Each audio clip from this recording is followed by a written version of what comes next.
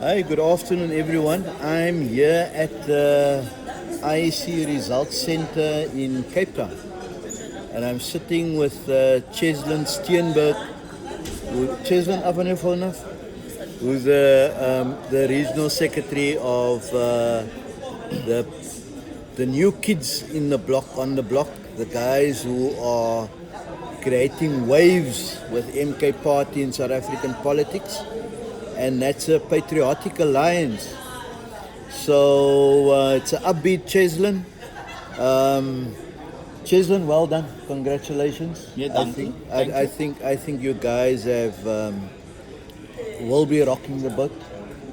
What do you think? What resonated with the voters, Cheslyn, in terms of why they voted for you guys in their numbers? I think what resonated with the voters, apologies, was the fact that our offering was an offering that the people understood, and it was an offering that was clear to the people. Look, people were fed up, and they are still fed up with illegal foreign nationals coming into our communities, doing what they want to, crime being rampant, our education system, not working, our health system not working, people having to go into police stations and there's no one there to really assist you. You call the police, they come next week if they ever come. There's no job. So our offering ultimately I think resonated with the people because it wasn't an offering with a pie in the sky type of setup. It was a realistic offering. Okay. Something that you and I can, you can Relate to. on a daily basis. Yeah. So that resonated with the people, I believe. Yeah. And what do you say to some who say that you guys are about colored nationalism and colored ethnicity? That's what drove your party. What's your response to that? Definitely not. If you look at where our votes came from, it came from across the country. White VDs, black VDs, colored VDs, economically strong wards, economically not so strong wards. So the perception that we are a colored party is really not a true reflection because ultimately we are a colorful party. And we are so colorful and diverse that it reflects in who have voted for us, it reflects in our leadership, it reflects on the people on the ground. Gayton went to white communities, he went to colored communities, he went to black communities. And so, if it was anywhere close to fact, I think it would not have resonated. But if we were a colored party, I think we would have received much more votes, if we were a true colored party. Okay. So how do you guys feel about your results nationally throughout the country and particularly in the Western Cape?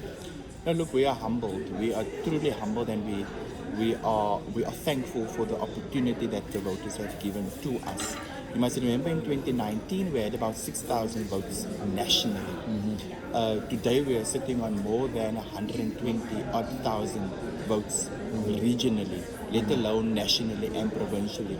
So I think it is only a moment of grace, a moment of thankfulness, but moreover a very serious moment because with that votes we now need to keep our promises and we need to be committed, and we are committed and more committed than ever to prove to the people that we are now third place in the province, but we would have loved to be first place, but that is also okay. We can still serve the people from the position we are in. And I think are you guys fifth or something nationally? We are now sixth nationally. We have been fifth place for the last 2 days. The IFP has overtaken us, but that's fine. The numbers are still coming in. But in the Western Cape, we can be second place. We are just short between ourselves and the ANC. We are short with 130,000 votes. The Metro's stats didn't come in yet, so we are hopeful that we will overtake the ANC in the province and become a forceful opposition in the Western Cape. Okay, so Cheslyn, so the vote has now been called in the Northern Cape. The Northern Cape is 100%. The ANC didn't win a majority. they got 15 seats, and all the opposition parties together got 15 seats as well. I think you guys got 3 seats.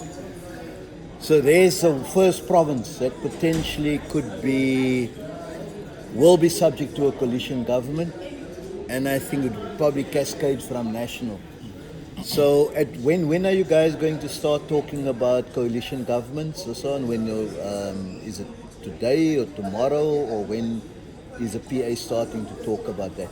So our leadership is dealing with that particular aspect of the matter, and I can say that tonight at 8 o'clock our party leader, Catherine McKenzie, will go live at 8 to then share with the patriots. Live where? On Facebook. We will go live on Facebook, and hopefully it will be shared live on other media platforms to share with the patriots and the rest of South Africa the update on where we are with regards to coalitions. Okay.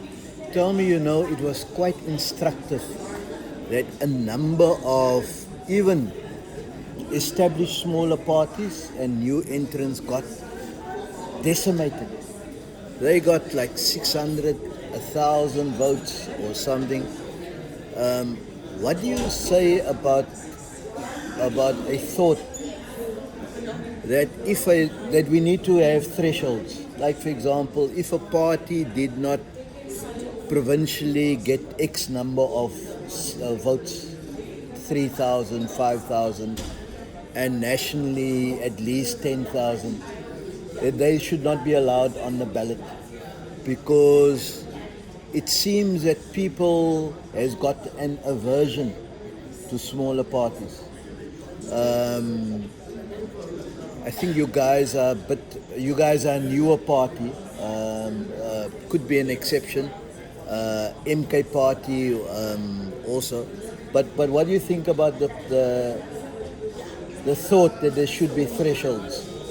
Look, I think, and I'm going to answer in two ways. Is one, we need to understand and appreciate that political parties have funders. Yes. And not all political parties have great funders. In the Patriotic Alliance, we are so grateful to have Catherine McKenzie and Kenny Kunene fund us. If we had any external funders, the narrative would have perhaps been different. Don't speak on that, speak on that. We would have been controlled to a certain extent, but we are luckily not. So the funding would be one of the things why parties, did so bad. But the second thing is, I think they did so bad because of the offering. The manifesto that they've offered, the solutions they've offered, and that probably didn't resonate with a lot of people, and maybe only with 600 people, maybe only with 1,500 people. Our message resonated with hundreds of thousands of people, and it shows that the PA is on the right track. We are on the right trajectory, to be able to make a change in South Africa. Slowly but surely, systematically, we are on the right track, to bring that change and to prove to the country that the Swart Gevaar type of campaigning that we have seen take place here in this campaign did not work. Okay. There's a sense that, let me follow up on that. There's a sense that maybe if smaller parties work together, they could achieve so much more. What's the PA's position around that? Around working with other parties who've got similar outlooks than yourself in the future? Look, I think political parties in general do not want to lose their identity and who they are as a party. If we look at the ID a few years ago, when they were swallowed up by the DA, and then later. Again, we had Agang SA. They were also stolen. They were also zapped up by the DA. We should not have this mentality of wanting to play Big Brother, because the moment we play Big Brother, we think we are better than others. And I want to believe that the PA was also regarded as a small party, and other parties would regard us, as. I know that. One council in the city of Cape Town called the Popcorn Party, but today the Popcorn Party is becoming kingmaker, in the broader political scheme. And so I think what leaders should be doing before they register political parties is really look at the values and the ideologies before they just jump to create a political party, because creating a political party is not like creating an NPO. We are dealing with people's lives here. We are changing lives directly. We are impacting homes. We are impacting jobs, the economy, and much more, in terms of the existence of citizens and residents of communities. So yes, the important thing, and I think after this election, a great amount of reflection must take place by political parties like your Good, your even IFP, NFP, COPE, these type of parties, ACDP, they are parties, they are in Parliament, they have seats in Parliament, and to have fared so poorly, it's an indictment on them, and it shows that the tune that they are singing and the melodies they are releasing to the voters is not resonating with the people, and therefore we appreciate the fact that our president, was able to engage people directly and speak their language, and we call it internally the Gaten effect, and we are happy that the Gaten effect has given us this particular position that we are in provincially and nationally. Okay. Just finally, how do you feel? How do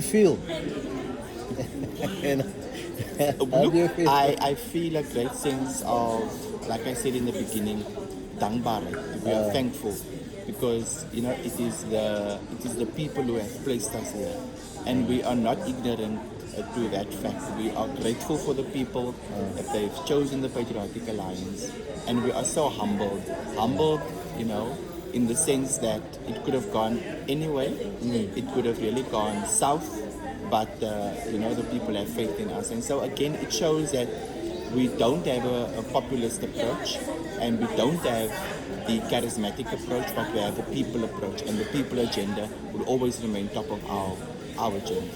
Okay, thanks, Cheslyn. All the best. Don't forget the people as you guys are going into the benches. And I see Gaten is probably going to National Parliament, and your number 2 is now gonna, what's his name? Sauls. Yeah, Ashley Sauls. And you know what? I went to go check the list that we spoke about the other day, and I saw our number 2 is going to National Parliament. Is he going to? Parliament, like we've discussed in our podcast. But I'll share the list with you now. Okay, so he can go and create fun and happiness for the National Parliament. Hold them accountable. Okay. All the best, and please keep your feet on the ground. Definitely. Okay. Thank you. See you. You. Okay.